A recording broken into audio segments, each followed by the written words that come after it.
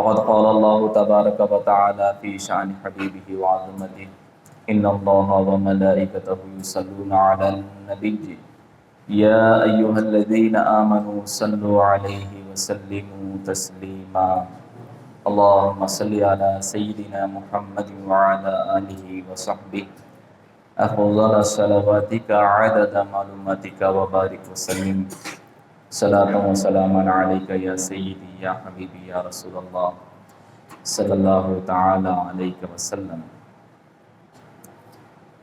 حضرت العلامہ مولانا ڈاکٹر سید شاہ خلیل اللہ بشیر اویس مدت فیضہ مزید حاضہ کے میرے بزرگ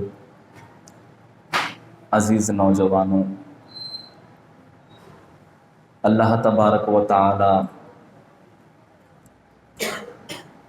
ہم پر بڑے مہربان ہیں کہ اللہ تبارک و تعالی ایسی مجالس میں ہمیں جمع فرمائے ہیں جہاں پر ہم اپنے ایمان کو تازہ کر سکتے ہیں، اور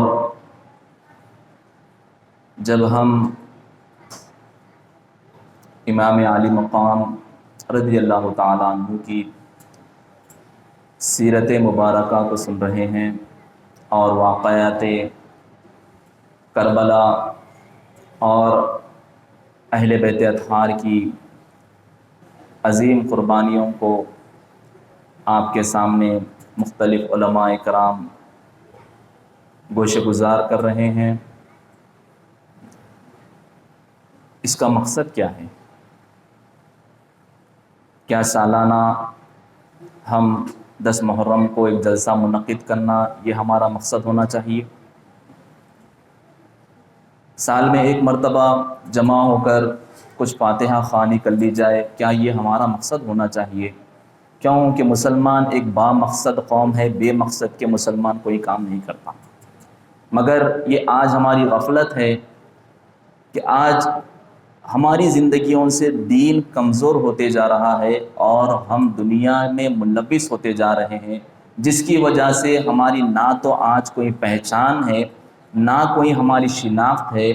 صحابہ اکرام نے حضور نبی کریم علیہ السلام سے پوچھا کہ یا رسول اللہ کہ ہم دیگر ممالک کو تجارت کے لیے جاتے ہیں تو ہم کس طرح پہچانے کہ فلاں ہمارا بھائی ہے، مسلمان ہے؟ مسلمان کی پہچان کیا ہونی چاہیے؟ صحابہ اکرام نے حضور نبی کریم علیہ السلام سے پوچھا تو حضور نبی کریم علیہ السلام نے فرمایا کہ دیکھو کہ جب تم کسی کے چہرے پر نظر ڈالو اور تمہیں اللہ یاد آ جائے تو سمجھو کہ یہ مسلمان ہے۔ جب تم کسی کے چہرے کو دیکھو اور اللہ اس کے رسول تمہیں یاد آ جائیں تو سمجھو کہ وہ مسلمان ہے، وہ تمہارا بھائی ہے۔ حاضرین اکرام، ہم بھی آج مختلف جگہ سفر کرتے ہیں، نوکری کے لیے جاتے ہیں، دعوتوں میں جاتے ہیں، ہر جگہ جاتے ہیں۔ کیا یہ کبھی کیفیت آپ کو محسوس ہو رہی ہے؟ ہم نہیں پہچان پا رہے ہیں کہ کون ہمارا ہے کون غیر ہے۔ آج میں کہنا چاہوں گا کہ غیروں نے ہماری تہذیب کو اپنا لیا، اخلاق کو اپنا لیا، کردار کو اپنا لیا، مگر آج ہم مسلمان ہو کر، حضور نبی کریم علیہ السلام کے امتی ہو کر، ہم آج امام حسین رضی اللہ تعالیٰ عنہ کی شہادت کے واقعات کو یہاں پر سن رہے ہیں، اور یہاں پر بیٹھ کر ہم مختلف اہل بیت اطہار کے شہادتوں کو سن رہے ہیں، تو ہمارا کردار کیا ہونا چاہیے؟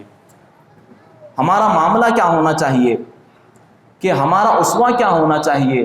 کہ یہ جلسوں کو منعقد کرنا، اس کا مقصد یہ نہیں ہے کہ سال میں ایک مرتبہ بیٹھا جائے اور 10 محرم کو یوں ہی طرح گزارا جائے۔ آپ یاد رکھیے کہ عاشورہ کسے کہتے ہیں؟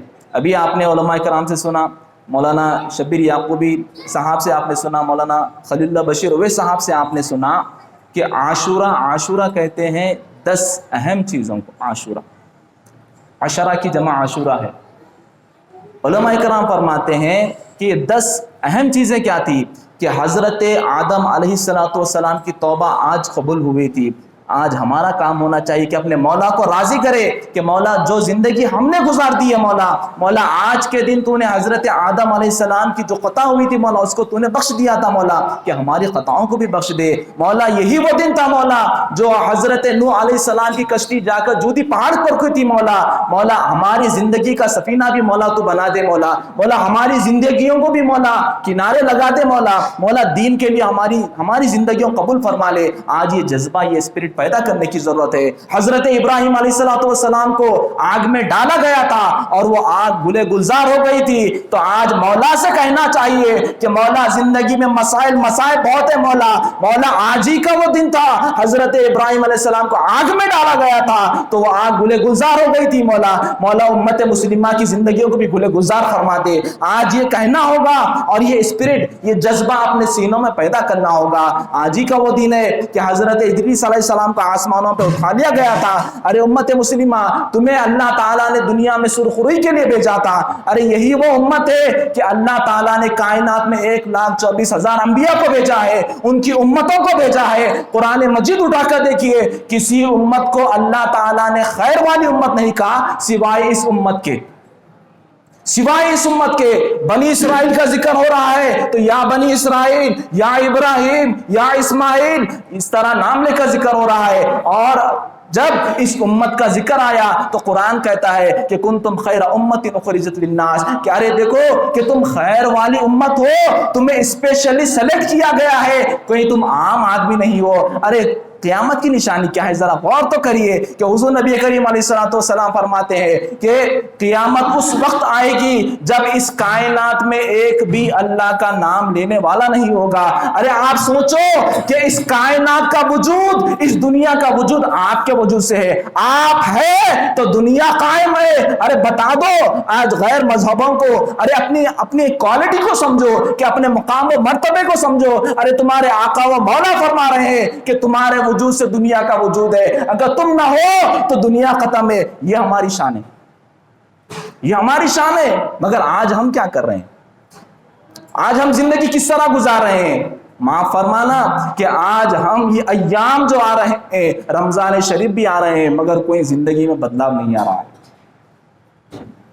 ذی الحجہ آئے اور چلے گئے، قربانی ہوئی، چلو قربانی دے دیا، مگر زندگی میں کوئی تبدیلی نہیں آئی۔ حضرت امام حسین کی شہادت، آج عاشورے کا دن ہے، آج یہ بھی رخصت ہو رہا ہے، مگر ہماری زندگی میں تبدیلی نہیں آ رہی ہے۔ یاد رکھیے اللہ تعالیٰ اس قوم کی حالت کو تب تک نہیں بدلتا جب تک وہ اپنے آپ کو نہ بدلنا چاہے۔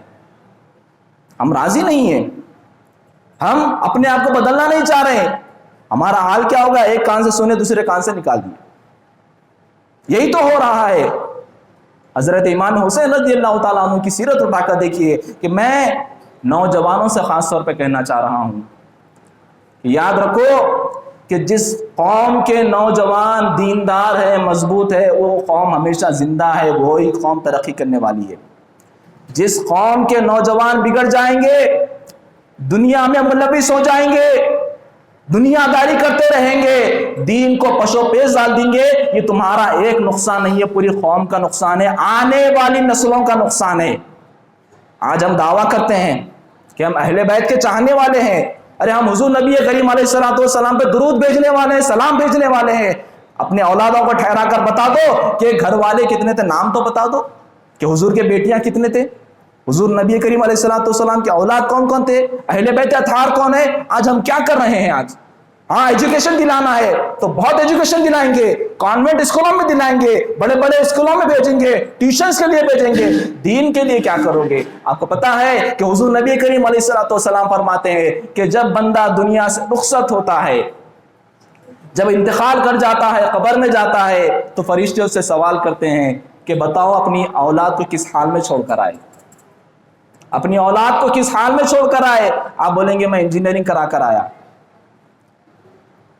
میں ماسٹرز کرا کر آیا، میں بیرونی ملک بھیجا کر آیا، مگر وہاں پر یہ نہیں پوچھا جائے گا بتاؤ کہ دین سکھائے کہ نہیں سکھائے، اللہ اور رسول کے تعلق سے کیا تم نے اپنی اولاد کو تعلیم دی ہے، قرآن کی کیا تعلیم دی ہے تم نے، اہل بیت اطہار کی کیا تعلیم دی ہے؟ کیا ایک محرم کے مہینے میں 10 تاریخ کو بیٹھ کر حضرت امام حسین کی فاتحہ خوانی کر لینا یہی ہمارا اسپرٹ ہے، یہی جذبہ ہے؟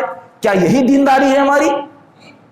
کیا ہم واقعی حضرت امام حسین رضی اللہ تعالیٰ عنہ کی شہادت سے متعلق کیا ہم عقیدہ رکھتے ہیں؟ یہ نشستیں ایسی ہونی چاہیے کہ زندگی میں انقلاب آنا چاہیے. ارے یہی تو وہ دن ہے کہ اللہ تعالیٰ نے انبیاء اکرام کو جو کچھ نوازا وہ آج ہی کے دن نوازا ہے. اللہ تعالیٰ نے انبیاء اکرام کو جو معجزات عطا ہوئے ہیں، جو برکتیں ملی ہے، جو انعامات اللہ تعالیٰ نے عطا فرمائے ہیں، وہ عاشورے کے دن اللہ تعالیٰ نے ان کو عطا فرمائی ہے. تو ہمارا جذبہ یہ ہونا چاہیے، ہمارا ارادہ یہ ہونا چاہیے کہ مولا آج کے بعد ہم بھی اپنی زندگی کو بدل لیں گے. مولا ارے مولا کہ اگر آزمائشیں آتی ہیں آنے دے.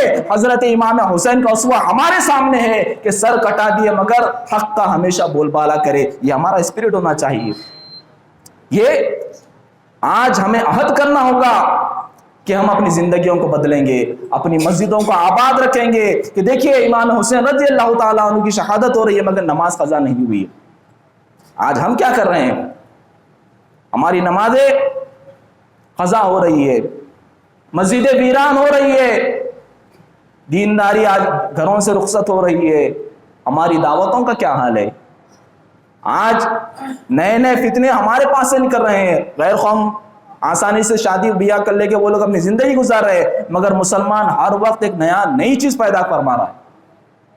اب تو ایسا ہو رہا ہے کہ بچیوں کو بلا کر شادی خانوں میں بٹھا رہے ہیں استقبال کے لیے. یہ اس قوم کی نشانی ہے؟ تم رسول اللہ کے امتی ہو، تم اپنی بہنوں کو بلا کر شادی خانوں میں بٹھا رہے ہو. کیا دین اور اسلام یہی سکھاتا ہے تمہیں؟ کیا یہی اہل بیت اطہار کی محبت ہے؟ کیا یہی حضرت امام حسین سے محبت ہے کہ ہمارے گھر کے فنکشنز اس طرح ہو؟ ارے اس دور کو یاد کریے کہ جب گھر میں کوئی فنکشن ہوا کرتا تھا، کوئی دعوت ہوا کرتی تھی، پہلے بزرگوں کو بلایا جاتا تھا، اللہ والوں کو بلایا جاتا تھا، پہلا دستر ان کا بچھایا جاتا تھا، بعد میں دیگر لوگوں کو کھلایا جاتا تھا. کیوں؟ کہ ان کی زندگیوں میں برکت ہو، آنے والی نسلیں دین اور اسلام پر قائم رہے. بتائیے تو صحیح کہ آج ہمارا کیا حال ہے؟ آج ہمارے پاس گانا پارٹی ہوتا ہے، ناچ ہو رہا ہے، گانا ہو رہا ہے، مسجدوں کی اذان ہو رہی ہے اور محلے میں باجے بج رہے ہیں. یہ مسلمانوں کی بستی ہے؟ یہ مسلمانوں کی بستی ہے؟ بتاؤ آپ. یہی دین کی طلب ہے. ارے مؤذن حی علی الصلاح حی علی الفلاح کہہ رہا ہے کہ نماز کے لیے آؤ، کامیابی کی طرف آؤ، اور تم روڈوں پہ ناچ رہے ہو. کیا رسول اللہ کی امت روڈوں پہ ناچنے کے لیے آئی ہے؟ ارے کنتم خیر امت اخرجت للناس، تمہیں کہا گیا تھا خیر والی امت روڈوں پہ ناچے گی، اپنے شادیوں میں عورتوں کو بٹھائے گی، بچیوں کو نچائے گی. خیر والی امت ہو تم. آج ہمیں سوچنے کی ضرورت ہے. ہمارا ہر قدم دین اور اسلام پر اٹھنا ہوگا، تبھی یہ امت ترقی کرے گی، تبھی مسلمانوں تم ترقی کریں گے. آنے والا وقت بہت کٹھن ہے. یاد رکھو کہ اگر ہم دین اور اسلام پر نہیں چلیں گے تو ہماری شناخت مٹ جائے گی. میرے استاد محترم مولانا شہید اللہ بشیر صاحب رحمۃ اللہ تعالی علیہ اکثر کہا کرتے تھے، مختار میاں آج کل ہم صرف پاسپورٹ اور آدھار کارڈ میں مسلمان رہ گئے، اللہ کی فہرست میں مسلمان نہیں ہیں ہم لوگ. ہمارے یہ ہم روڈوں پہ ناچنے والے، ہم لاکھوں کروڑوں کے روپے شادیوں میں اڑانے والے، کیا ہم اللہ کی فہرست سے مسلمان ہیں؟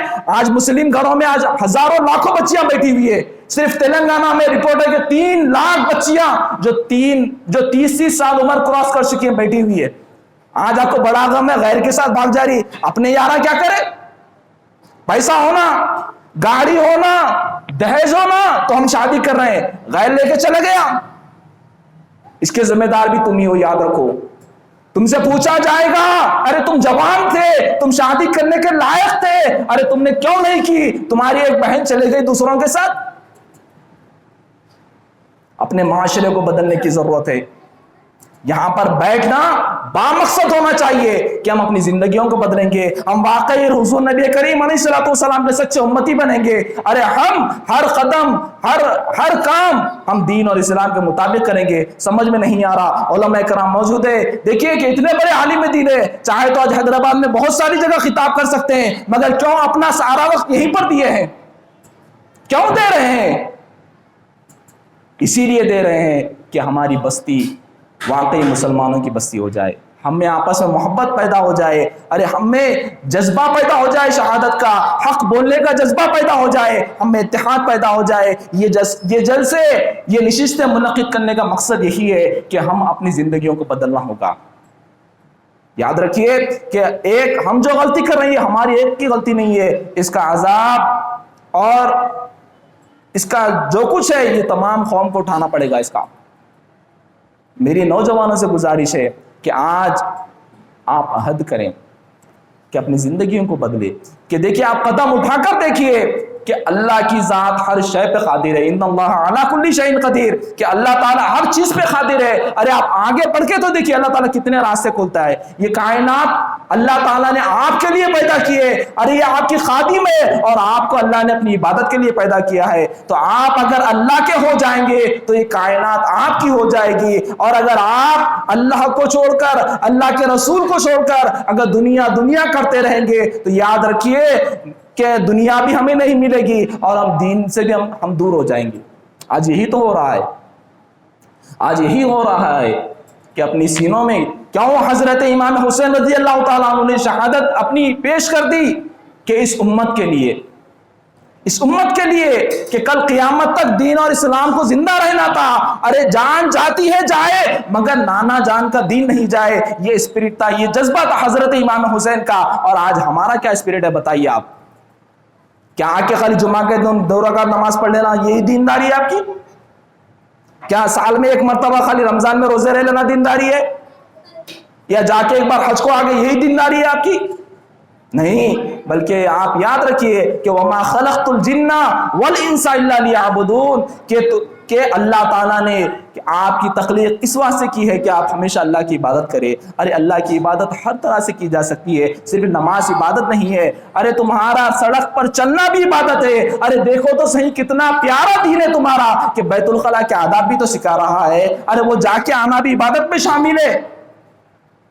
اور اس قوم سے بہتر کوئی قوم بہتر ہسٹری نہیں رکھتی، یاد رکھیے آپ، سب سے بہترین ہسٹری ہماری ہے۔ تاریخ اسلام کو اٹھا کر پڑھیے کہ معلوم ہوگا کہ کیسے کیسے اللہ والے اور کیسے کیسے علماء اکرام زندگی گزارے ہیں، وہ ہمیں دیکھنا ہوگا۔ آج ہمارے سامنے کوئی نمونہ نہیں ہے۔ آج ماں باپ کے پاس اتنا وقت نہیں ہے کہ اولیاء اللہ کے تذکرے سنائیں، یا کم سے کم محرم کا مہینہ اہل بیت اطہار کی شان سنائے۔ ایک دور ہوا کرتا تھا، ہمارے دادی صاحبہ فرمایا کرتے تھے کہ گھر کے جو بزرگ ہوا کرتے تھے کتابیں لے کر بیٹھ کر واقعہ سنایا کرتے تھے۔ آج بتائیے یہ ہے ہمارے پاس؟ یہ بھی نہیں ہے ہمارے پاس۔ آج یہ سب چیزیں ہمارے پاس سے ختم ہو گئی ہے۔ بزرگ حضرات بیٹھے ہوئے، آپ ان سے پوچھئے کہ وہ دور بھی تھا کہ جب محرم شروع ہو جاتا تو 10 دن تک ہمارے گھروں میں حضرت امام عالی مقام کے تذکر ہوا کرتے تھے۔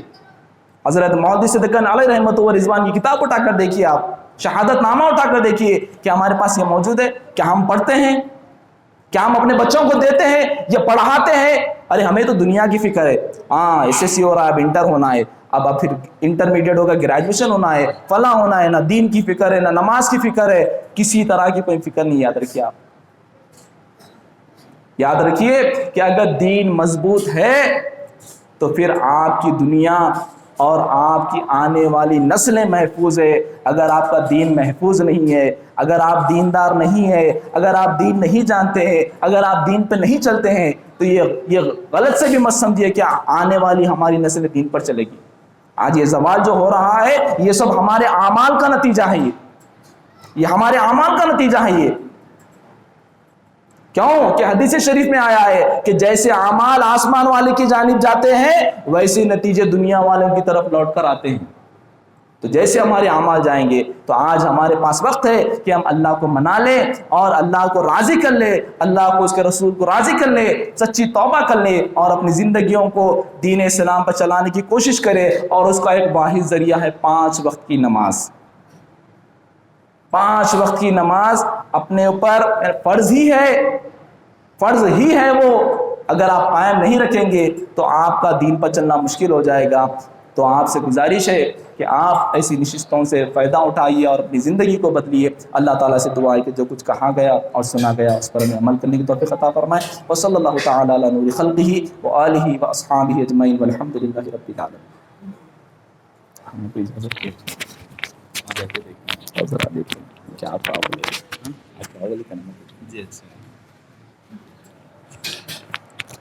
معزز سامعین کرام، ابھی آپ مولانا محمد مختار خان نقشبندی صاحب مدت فیوزو سے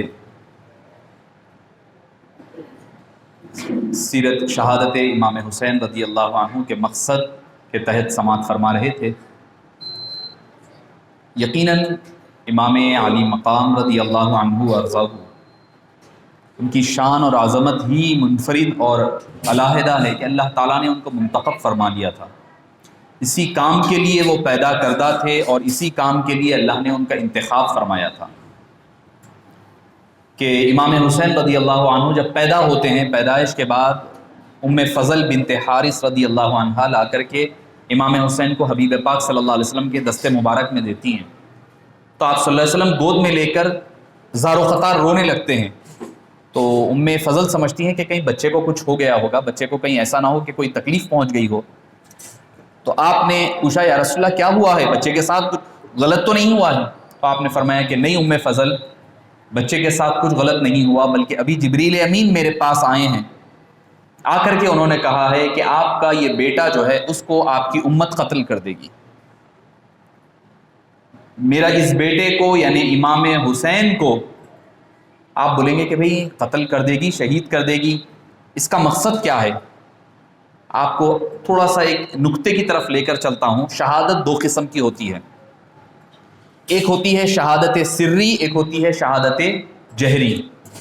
جیسے ہم نماز پڑھتے ہیں نا، نماز جہری نماز، سری نماز، قرأت جہری وہ سری سنتے ہیں، بچوں کو بھی پتہ ہے۔ جہر کہتے ہیں زور سے، لاؤڈلی، لاؤڈر۔ سری کہتے ہیں آہستہ، کوئی کام آہستہ سے کرنے کو سری کہا جاتا ہے، چھپے ہوئے انداز میں کرنا۔ جہری زور سے کرنا، یعنی وہ نماز جس میں آپ قرات زور سے کرتے ہیں، جیسے فجر ہو جائے، مغرب ہو جائے، عشاء ہو جائے، اس کو نماز جہری کہا جاتا ہے، اس میں قرات جہری ہوتی ہے۔ اور ظہر میں، عصر میں نماز سری قرات ہوتی ہے، خاموشی کے ساتھ ہوتی ہیں۔ تو شہادت میں بھی دو قسمیں ہیں، شہادت جہری اور شہادت سری۔ شہادت جہری کیا ہے؟ جیسے امام حسین ہے، امام حسین ہے، حضرت عمر فاروق ہیں، حضرت عثمان غنی ہے، حضرت علی مرتضیٰ ہے، یعنی آپ کو ظاہری طور پر دکھے کہ دشمن سے لڑ رہے ہیں، لڑتے ہوئے اپنی جان قربان کر رہے ہیں، اس کو کہتے ہیں شہادت جہری۔ اس کی ایک اپنی فضیلت ہے، قرآن نے بتایا وَلَا تَقُولُوا لِمَن يُقْتَلُ فِي سَبِيلِ اللَّهِ أَمْوَاتٌ، اللہ کے راہ میں مارے جانے والوں کو مردہ تک مت کہو، بلکہ وہ زندہ ہے۔ دوسرے مقام پر فرمایا ان کو رزق دیا جاتا ہے۔ یہ شہادت جہری ہے۔ شہادت سری کس کو کہتے ہیں؟ وہ بھی شہادت ہوتی ہے، مگر ان کی شہادت عمومی طور پر جیسی شہادت ہوتی ویسی نہیں ہوتی۔ مثال کے طور پر کسی کو زہر دے کر مار دیا گیا، یہ شہادت سری ہے۔ کوئی خاتون پریگننسی کے دوران، بچے کی ولادت کے دوران فوت ہو جائے، وہ شہادت سری ہے۔ کوئی ڈوب کر مر جائے، شہادت سری ہے۔ ایکسیڈنٹ میں مر جائے، شہادت سری ہے۔ پیٹ کے مرض میں مر جائے، شہادت سری ہے۔ کوئی وبا میں مر جائے، شہادت سری ہے۔ کوئی اب کورونا میں مر گئے، اکثر ہمارے پاس لوگوں کو اب شہادت تو کیا ہے، ہمارے علم کی کمی ہے کہ غالباً لاسٹ ایئر کا مسئلہ تھا، لاسٹ ایئر لاک ڈاؤن کے وقت آیا تھا یہ مسئلہ کہ شہید کو کفن اور جنازہ غسل نہیں دیا جاتا، جو آنکھ کے کپڑے ہیں اسی میں دفن کر دیا جاتا۔ اب ہمارے لوگوں کو نہیں، شہید کو کرتے نا بھائی، تو لہٰذا یہ بھی جو وبا میں مرنے والے شہید ہے بولے مول صاحب، لہٰذا ان کو بھی بغیر کفن کے، بغیر غسل کے دفن کر دینا نہیں۔ شہادت جہری والوں کا حکم ہے صرف، شہادت سری والوں کا حکم عام لوگوں کی طرح ہوگا۔ قیامت میں ان کا حکم شہید کی طرح ہوگا، اس دنیا میں عام لوگوں کی طرح ہوگا۔ تو میں عرض کر رہا تھا کہ یہ ساری قسمیں شہادت سری کی ہے۔ زہر سے مرنا، یا کوئی پیٹ کے درد سے، بچھو یا سانپ وغیرہ کے کاٹنے یا ڈسنے سے مرنا، اوپر سے گر کر مر جانا، یا پیٹ کے درد سے، خواتین حمل کے وقت یا وبا کی وجہ سے فوت ہو جانا، اس کو کہتے ہیں شہادت سری۔ اب آپ یہ سمجھ گئے، تو اب آئیے حبیب پاک صلی اللہ علیہ وسلم کی طرف۔ آپ صلی اللہ علیہ وسلم کی ایک دعا ہے، آپ نے فرمایا کہ میں چاہتا ہوں کہ اللہ کی راہ میں مارا جاؤں، پھر دوبارہ زندہ کیا جاؤں، پھر مارا جاؤں، پھر زندہ کیا جاؤں، پھر مارا جاؤں۔ آپ نے تواتر کے ساتھ فرمایا ہے کہ میں اللہ کی راہ میں شہید ہونا، شہید کون نہیں چاہے گا، ایسا شہید وہ ہوتا ہے جب وہ دفن کیا جاتا ہے، جب وہ شہید ہوتا ہے، ابھی اس کے خون کا خطرہ زمین پر گرنے سے پہلے اللہ تعالیٰ اس کے سارے گناہ معاف کر دیتا ہے، سوائے قرض کے جو آپ نے کسی سے لیا ہے، اس کو چھوڑ کر سارے گناہ معاف ہو جاتے ہیں شہید کے۔ تو شہید کا یہ مقام ہے، یہ مرتبہ ہے، اللہ کے قرب میں رہتا ہے۔ وہ جیسے ہی مرتا ہے، شہید ہوتا ہے، اس کی روح جو ہے ایک سبز پرندے کی طرح بن جاتی ہے جو جنت میں اڑتی رہتی ہے۔ ہم آپ قیامت کے دن حساب کتاب کے بعد جنت میں جائیں گے، مگر شہید کا معاملہ ایسا نہیں۔ ادھر شہید ہوئے، شہادت ہے مطلوب مقصود مومن، نہ مال غنیمت نہ کشور کشائی۔ اسی لیے تو حضرت علی سے جا کر کے پوچھیں، جب آپ کا گلا کٹ گیا، خون بہ رہا ہے، خون فواروں کی طرح نکل کر کے کوفہ کی جامع مسجد کی دیواروں پر، محراب پر، منبر پر اڑ رہا ہے، اور آپ فرما رہے ہیں فزت برب الکعبہ، رب کعبہ کی قسم آج علی کامیاب ہو گیا۔ اب وہ کون سی کامیابی ہے؟ ان سے جا کر ہی پوچھے کہ وہ کون سی کامیابی اللہ نے عطا فرمائی ہے۔ وہ جو اللہ کا جلوہ نظر آتا ہے، اللہ کے دیدار سے اسی وقت وہ فیضیاب ہوا کرتا ہے شہید۔ تو حبیب پاک نے تو دعا فرمائی تھی، جب اتنا مقام ہے تو نبی ہر فضیلت نبی کی فضیلت ہوتی ہے، ہر نبی کی فضیلت سب سے اعلیٰ فضیلت انہی کی ہوتی ہے۔ تو حبیب پاک نے دعا فرمایا اللہ میں شہید ہوں، پھر دوبارہ پیدا کیا جاؤں، پھر دعا فرما دی تھی، مگر اللہ نے کسی رسول کو شہید ہونے نہیں دیا۔ نبی قتل ہوئے، شہید قتل نہیں ہوتا۔ ایک لاجک ہے، یہ اسلامک ایک اصول کی بات ہے۔ کوئی بھی نبی شہید ہوا ہے، نبی کو قتل کیا گیا، حضرت یحییٰ شہید کیے گئے، حضرت زکریا قتل کیے گئے، حضرت یحییٰ، حضرت زکریا قتل کیے گئے، مگر آپ نہیں دیکھیں گے کہ کوئی نبی، کوئی رسول شہید نہیں ہوا۔ نبی شہید ہوتے ہیں، رسول شہید نہیں ہوتے۔ اب یہ الگ بحث ہوگی پھر کہ بھئی رسول کون ہے، نبی کون ہے، پھر کبھی کوئی اور موقع پر میں تفصیل سے بیان کروں گا۔ عام الفاظ کے لیے رسول وہ ہوتے ہیں جن کو نئی کتاب، نئی شریعت دی جاتی ہے۔ نبی وہ ہوتے ہیں جو پہلے آئی ہوئی کتاب اور شریعت کو آگے لے کر چلتے ہیں۔ ایک عام الفاظ میں سمجھا دیا میں، اور تفصیل بعد میں پھر کبھی۔ تو کوئی رسول شہید نہیں ہوا۔ حضرت موسیٰ علیہ السلام کو شہید کرنے کے، قتل کرنے کے ارادے سے آئے، نہیں کر سکے۔ آپ صلی اللہ علیہ وسلم پر خیبر میں دعوت دے کر کے آپ کو بکری کے گوشت میں زہر کھلا کر کے مارنے کی کوشش کی، آپ نے گوشت تناول بھی فرمایا، اس کے باوجود آپ کی شہادت نہیں ہوئی۔ آپ کو اوپر سے پتھر پھینک کر مارنے کی کوشش کی گئی، تب بھی آپ شہید نہیں ہوئے۔ احد کے میدان میں آپ کے دندان شہید ہوئے، آپ کے رخسار زخمی ہوئے، مگر شہید نہیں ہوئے۔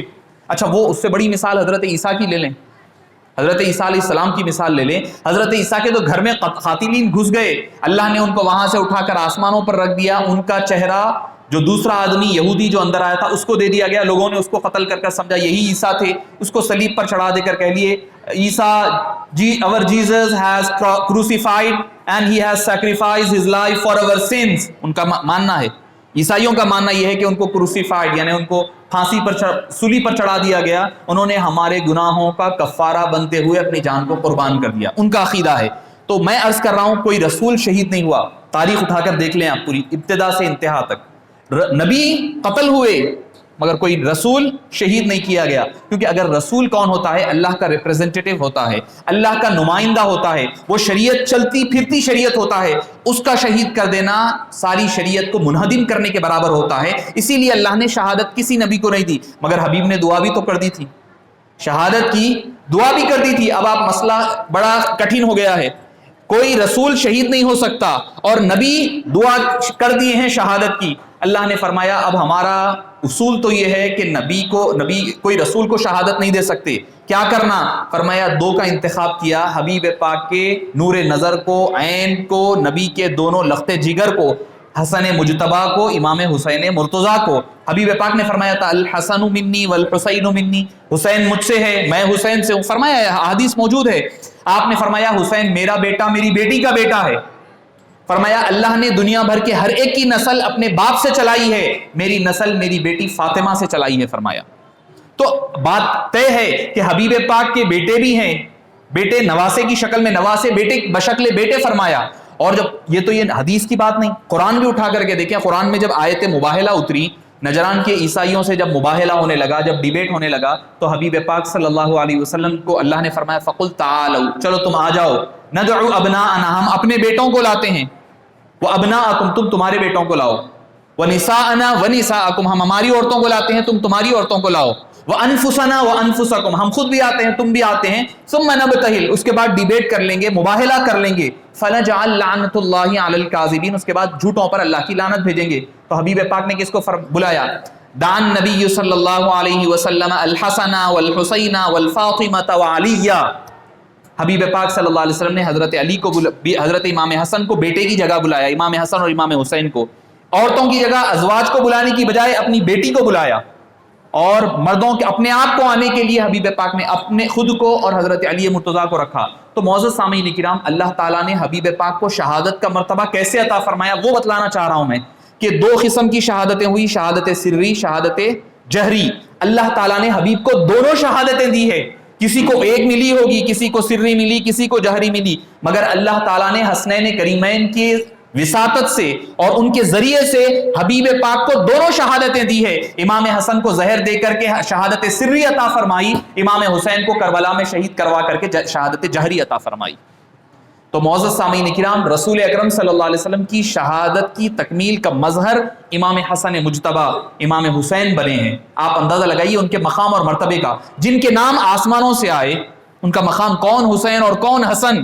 کوئی اگر پوچھے کہ حسن کون حسین کون، جن کے نام جنت سے آئے۔ ہمارے نام ہم رکھتے ہیں، باپ دادائیں رکھتے ہیں، کوئی محلے کا بزرگ رکھتا ہوگا، عالم رکھتا ہوگا، کوئی بڑا رکھتا ہوگا، مگر حسین اور حسین وہ ہیں جن کے نام اللہ تعالیٰ جنت سے روانہ فرمائیں۔ حضرت امام حسن کی شہادت کے بعد، ولادت کے بعد، حضرت آپ صلی اللہ علیہ وسلم گھر گئے، پوچھا کہ کیا نام رکھا لی؟ تو انہوں نے کہا حرب، جنگجو، جنگ والا، لڑائی والا، جنگجو۔ آپ نے فرمایا نہیں، اس کا نام حسن ہے۔ دوسرے مقام پر پھر حضرت امام حسین کی ولادت کے بعد پوچھا کہ اس کا نام کیا ہے؟ فرمایا کہ حرب۔ فرمایا نہیں، اس کا نام حسین ہے۔ فرمایا کہ اے علی، اللہ تعالیٰ نے یہ دونوں نام اپنے لوح محفوظ میں حفاظت سے چھپا کر رکھے تھے، ان سے پہلے کسی کا نام حسن و حسین نہیں ہوا۔ آپ اٹھا کر تاریخ دیکھ لو، نہ کسی کا نام حسن ہوا ہے، نہ کسی کا نام حسین ہوا ہے، نہ کوئی دوسرا حسن نہ حسین ہوا ہے۔ ایسا اللہ نے کبھی کوئی نام پہلے عطا نہیں فرمایا، بعد میں رکھیں گے۔ ہر کوئی اپنے نام کے آگے محمد حسین رکھ رہا ہے، کوئی اب والد گرامی ہے حسین شہید اللہ کیوں تھا؟ اب وہ بھی آپ کو بتاتے چلوں، بابا حضور علیہ الرحمہ کی ولادت 10 محرم کو ہوئی تھی، 10 محرم کو ولادت ہوئی تھی، تو اسی لیے آپ کا نام سید شاہ، چونکہ ہمارا خاندانی جو سادات بخاری ہے ان کی وساطت سے سید شاہ اور بشیر بخاری آخر میں آتا ہے۔ میرا نام جیسے خلیل اللہ اویس ہے، بابا کا نام حسین شہید اللہ تھا، اصل نام حسین شہید اللہ کیوں تھا؟ اس وجہ سے تھا کہ وہ 10 محرم کو پیدا ہوئے۔ اہل بیت سے محبت آپ دیکھیں، تعلق آپ کا تعلق بھی اہل بیت دیکھیں، ولادت 10 محرم کو ہوئی اور وفات آپ کی ہوئی ہے 20 تاریخ کو، جو کہ حضرت علی مرتضیٰ کی شہادت کا دن ہے۔ دو شہادتوں کے بیچ میں ولادت بھی ہے، وفات بھی ہے۔ امام حسین کی شہادت کے دن ولادت ہے، اور امام حضرت علی مولا مشکل کشا کی شہادت کے دن وفات ہے۔ یہ اتفاقات نہیں ہوتے، بلکہ جو آدمی زندگی بھر جس چیز کے ساتھ جڑا رہتا ہے نا، وہی چیزوں کا پرتو ہوتا ہے، اور اللہ تعالیٰ اسی چیز کو قبول بھی فرمایا کرتا ہے۔ اور سب سے اہتمام کے ساتھ آپ یقین جانیں کہ میلاد پاک کے بعد اگر کوئی محفل کو اہتمام کے ساتھ حضرت بابا حضور علیہ رحمہ فرماتے تو وہ 10 محرم الحرام کی محفل ہوا کرتی، اہتمام کے ساتھ، کہیں اور نہیں جاتے۔ فرماتے کوئی اور جگہوں پہ جلسے آپ دیکھیں گے علماء کرام، ہمارے پاس اب جب مولانا مصطفیٰ جلیل صاحب 2 جگہ جلسے ہیں فلاں، بابا کیا کرتے؟ نہیں، 10 محرم کو کوئی اور جلسے میں نہیں جاتے تھے، اور میرے کو بھی بولتے تھے میاں 10 محرم کو کہیں نہیں جانا، اپنے پاس کے جلسے میں خود رہنا۔ تو میں عرض کر رہا تھا کہ امام حسین رضی اللہ عنہ، ان کا اسم مبارک حبیب پاک نے فرمایا اللہ نے اس کو لوح محفوظ میں رکھا تھا، جو چھپا کر رکھا تھا اللہ نے ان 2 بچوں کو عطا فرمائے، اور فرمایا ان کے اور 2 نام ہیں، شبیر اور شبر، شبیر و شبر۔ فرمایا یہ 2 نام اللہ نے پچھلی کتابوں میں توریت اور انجیل میں میرے نواسوں کو شبیر اور شبر کے نام سے یاد فرمایا ہے۔ نام جن کے آسمانوں سے اترے، ان کا نام حسن اور حسین ہے۔ ہم اور آپ پیدا ہوتے ہیں تو ہمارے والد تہنیک کرتے ہیں، گٹی دینا جس کو کہتے ہیں کہ بھئی کھجور چبا کر چٹایا کرتے ہیں، شہد چٹاتے ہیں، وہ ہمارے والد کرتے ہیں یا بزرگ کرتے ہیں، جو بھی کرتے ہیں، مگر امام حسن اور امام حسین کی تہنیک کوئی اور نہیں، حبیب مصطفیٰ نے اپنی زبان چسا کر دی ہے۔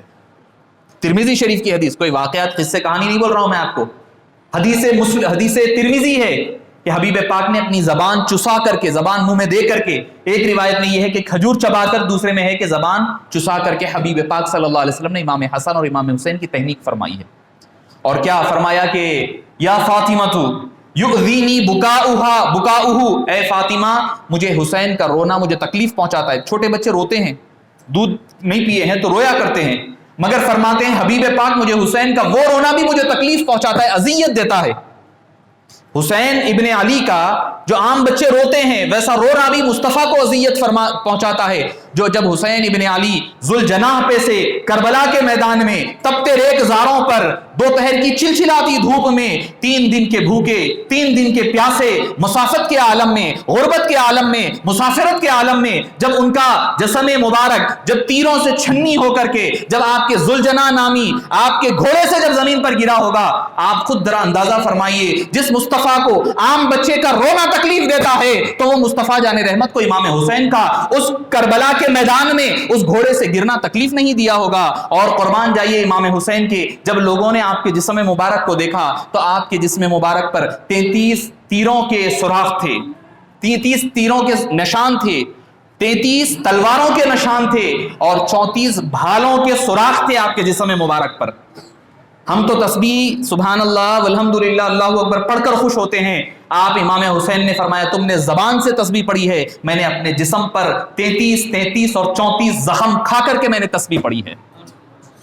ہم آپ زبان سے کہہ بھی دیا لا الہ تو کیا حاصل، دل و نگاہ مسلمان نہیں تو کچھ بھی نہیں۔ امام حسین نے عملی کردار بیان کر کر کے بتایا ہے، اور کبھی پھر حق کے آگے حق کو ہاتھ سے جانے نہ دیا، حق کو اپنے ہاتھ سے جانے نہ دیا۔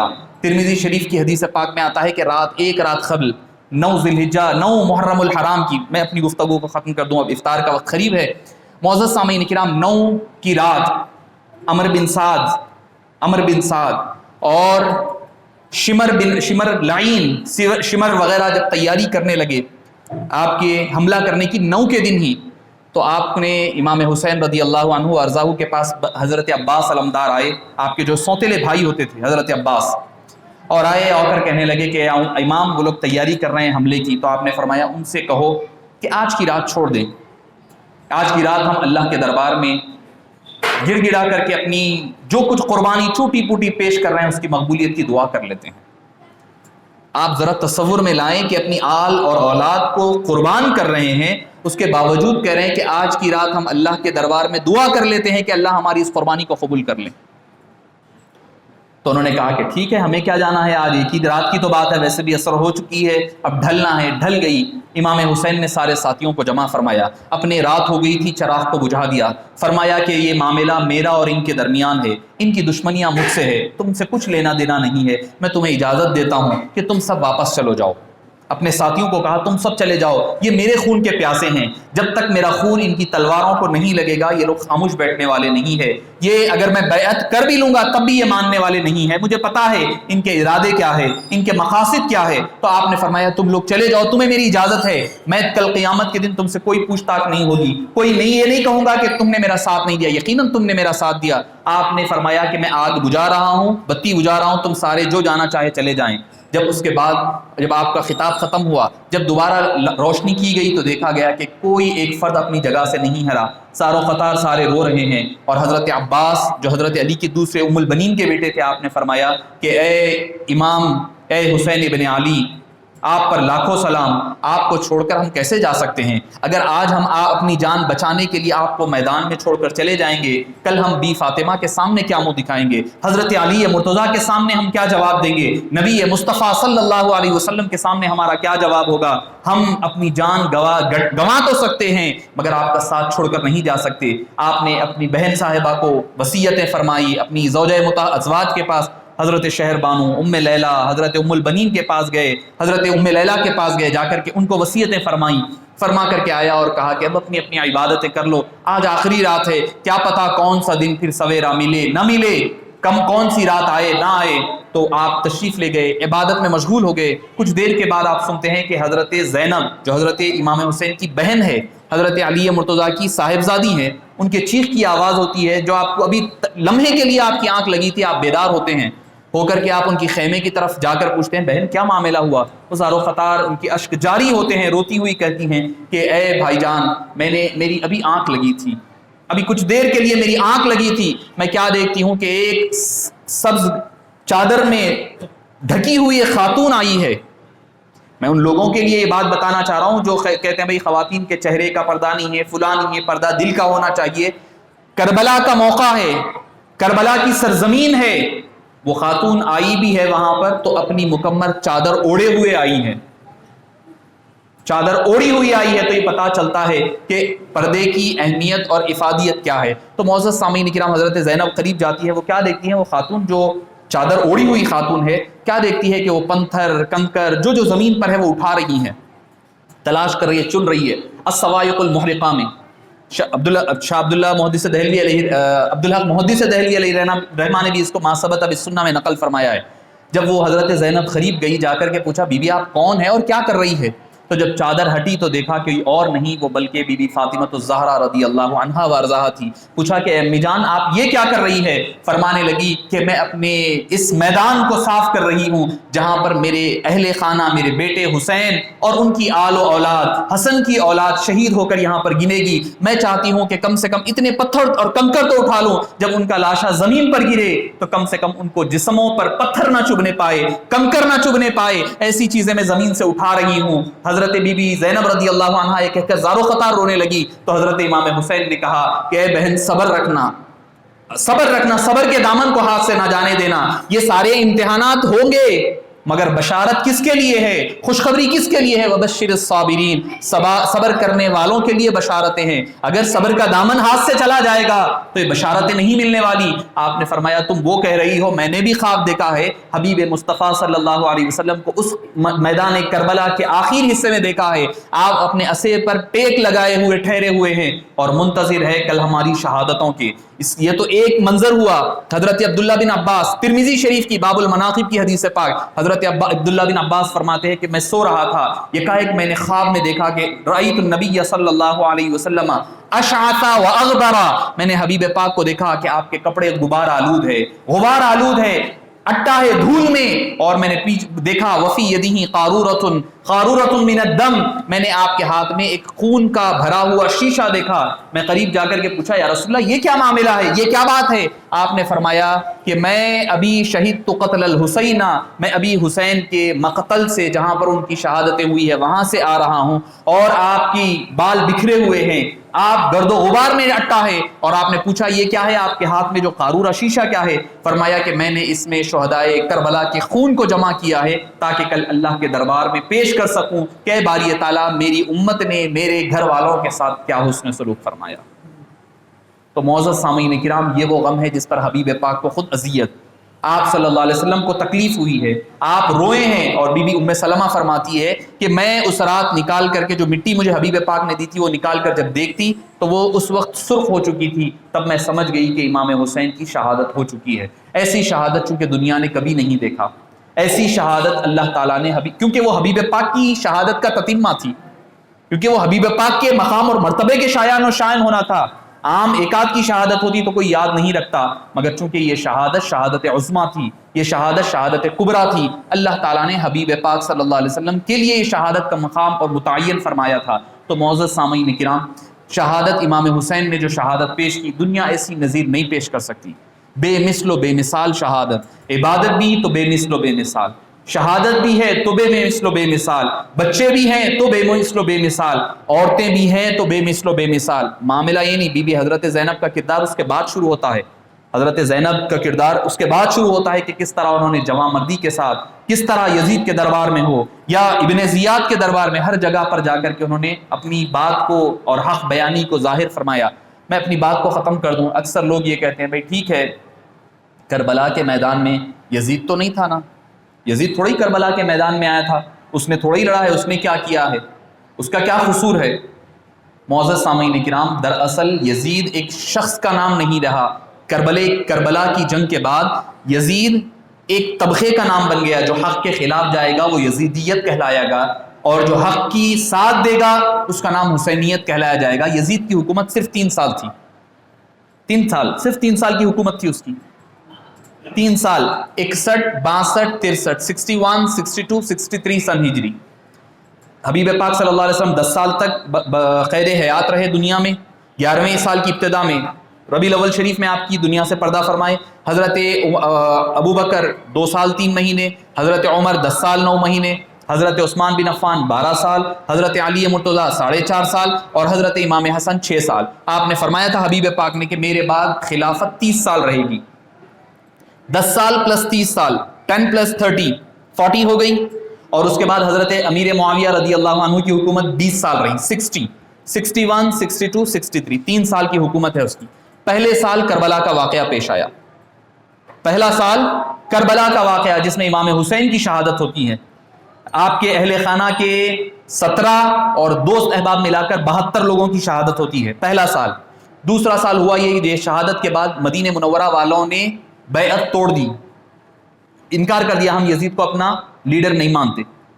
تو اس کے بعد یزیدیوں نے, یزید نے بذات خود یزید نے اپنی فوج کو روانہ کیا مدینے پر اٹیک کرنے کے لیے, مدینہ منورہ پر اٹیک کرنے کے لیے.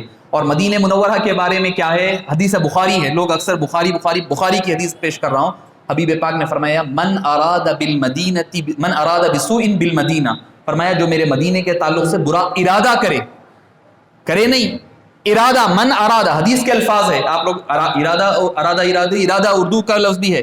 من اراد بسوء, سوء خاتمہ کہتے, سوء برا, وما ابرئ بالسوء فرمایا لامارۃ بالسوء, قرآن میں آیا بالسوء برائی کا ارادہ کرے. آپ صلی اللہ علیہ وسلم نے کیا فرمایا, اس کا ایمان ایسے غارت ہو جائے گا, ایسے مٹ جائے گا جیسے نمک کو پانی میں ڈالنے پر گھل جاتا ہے, ویسا ایمان اس کا گھل جائے گا. صرف برائی کا ارادہ کرے تو. اب جو آدمی مدینہ منورہ پر حملے کے لیے اپنی فوج کو روانہ کرے اور کہے کہ لوگوں کو دعوت دو, میری بیعت دوبارہ کرے, اگر وہ بیعت نہیں کرے تو تمہارے لیے 3 دن تک مدینہ حلال ہے, جو چاہے کرو, تم کو اجازت ہے. علامہ ابن کثیر جو علامہ ابن تیمیہ کے شاگرد ہے, 700 سن ہجری میں پیدا ہوئے, 774 میں ان کی وفات ہوئی. علامہ ابن کثیر کی مورخ بھی ہے, مفسر بھی ہے, محدث بھی ہے, مورخ قصص نگار بھی ہے, سیر نگار بھی ہے. علامہ ابن کثیر بڑا نام ہے.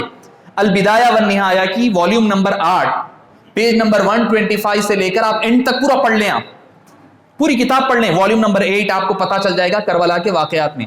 علامہ ابن تیمیہ کون, اہل حدیث کے امام کا نام علامہ ابن تیمیہ, ان کے شاگرد ہیں علامہ ابن کثیر. وہ لکھ رہے ہیں, میں ایتھینٹسٹی بتانے کے لیے کہہ رہا ہوں, میں کرٹیسائز, والد گرامی کا بھی یہ انداز نہیں تھا کہ کسی کو کرٹیسائز کر کے نہیں, اپنی بات کہنا یہ ہمارا طریقہ رہا ہے.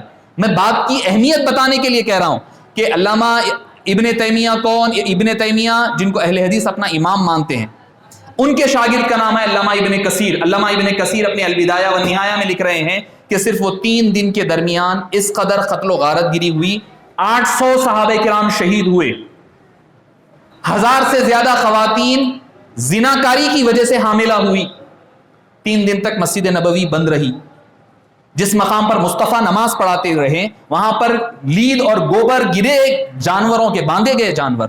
جہاں حبیب نے فرمایا ما بین بیتی و منبری روضۃ من ریاض الجنہ, میرے ممبر اور گھر کے درمیان کا حصہ ریاض الجنہ ہے, وہاں پر انہوں نے اونٹوں کو باندھ دیا. حضرت سعید بن مسیب رضی اللہ عنہ جو تابعی ہے فرماتے ہیں, میں مسجد نبوی میں لوگوں نے دیوانہ سمجھ کر چھوڑ دیے مجھے, میں اندر تھا تو کیا دیکھتا ہوں کہ 3 دن تک مسجد کو کوئی نہ آتا تھا نہ کوئی جاتا تھا, مگر جب بھی نماز کا وقت آتا تو کسی کی اذان کی آواز آتی, پھر اقامت کی آواز آتی, پھر اس کے بعد نماز کی آواز آتی, میں اقتدا کرتے ہوئے پڑھ لیتا. میں نے بس جب بعد میں لوگوں سے کہا, جب آواز کے بارے میں کہا ایسی آواز تھی, تو انہوں نے کہا کہ اذان اور اقامت دینے والے ابو بکر صدیق تھے, نماز پڑھانے والے مصطفیٰ جان رحمت صلی اللہ علیہ وسلم. تو معزز سامعین کرام, یہ 3 دن اس کو واقعہ حرہ کہا جاتا ہے. کوئی تاریخ کی کتاب اٹھا لو, آپ کوئی حدیث کی کتاب اٹھا لو, واقعہ حرہ ملے گا 62 سن ہجری. یہ امام حسین, اگر کوئی اس کو کلین چٹ امام حسین کے واقعے میں دے بھی لیں, واقعہ حرہ کہاں سے نکالو گے؟ کیوں اتنی محبت ہے تمہیں یزید سے؟ پھر اس کے بعد 63 سن ہجری میں مکے والوں نے بیعت توڑی تو مکے پر حملہ ہوا. اس کے بعد مکے پر حملہ ہوا, مکے پہ حملہ ہوا, کعبے کی دیوار گر گئی, کعبے کا غلاف جل گیا, کئی صحابہ کرام شہید ہوئے. اس دوران وہ مرنے کی خبر آئی, مر جانے کی وجہ سے وہاں پر وہ کام کو, جنگ کو چھوڑ کر واپس چلے گئے. تو معزز سامعین کرام, آپ کے سامنے بتانا یہ مقصود ہے کہ امام حسین جو تھے حق پر تھے, ہے, صبح قیامت تک حق پر رہیں گے, اور حق کا نام امام حسین ہے, باطل کا نام یزید ہے, یزیدی طاقتیں اسی کا نام باطل ہے. تو معزز سامعین کرام، اللہ پاک سے دعا ہے کہ باری تعالیٰ ہمیں اور آپ کو حسینی کردار عطا فرما، اسی حسینی کردار میں جینے اور مرنے کی توفیق نصیب فرما۔ امام حسین کے ہماری نسلیں در نسلیں اہل بیت اطہار اور سادات کرام کا باادب بنا، اور ان کا ادب کرنے، ان کی تعظیم کرنے کی توفیق نصیب فرما۔ اے بالی تعالیٰ ہمیں حسینی کردار بھی عطا فرما، آپ کی تعلیمات پر عمل پیرا ہونا ہمارے لیے آسان بنا دے۔ وصلی اللہ تعالیٰ وسلم علی خیر خلقہ ونور عرشہ سیدنا محمد وعلی آلہ وصحبہ اجمعین والحمد للہ رب العالمین۔ مسجد کے بالائی حصے پر افطار کا اہتمام ہے، آپ تمام حضرات سے درخواست کی جاتی ہے کہ بالائی حصے پر تشریف لائیں۔